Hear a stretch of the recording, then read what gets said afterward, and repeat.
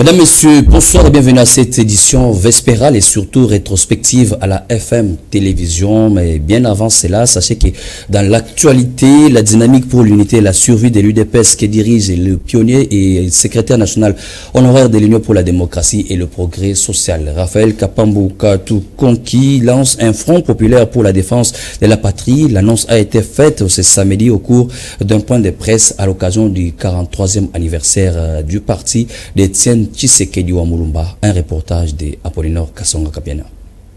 Au cours de ces face-à-face avec les chevaliers de la plume et des micros, Raphaël Kapambou, président de la dynamique pour l'unité et la survie de l'UDPS, a éclairé les lanternes de l'opinion sur les soutiens aux efforts du président de la République par la conscientisation et la sensibilisation de la base de l'UDPS à participer à l'effort de guerre en cotisant un minimum de 1000 francs par personne. La dynamique va mettre la mise en place d'un front populaire pour la défense de la patrie, en sigle FPDP, afin de conscientiser et de mobiliser notre peuple à comprendre les tenants et les aboutissants de cette guerre et à bien accompagner et à soutenir les FARDC et le Wazalendo.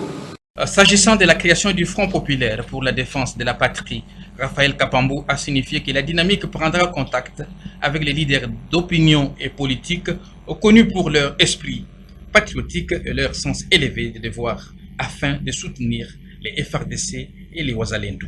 Nous allons gagner cette guerre et les Rwandais vont rentrer d'où ils sont venus. Notez-le aujourd'hui ce que je vous dis là. Cette terre appartient aux Congolais et ils ont été légués par l'éternel Dieu des armées.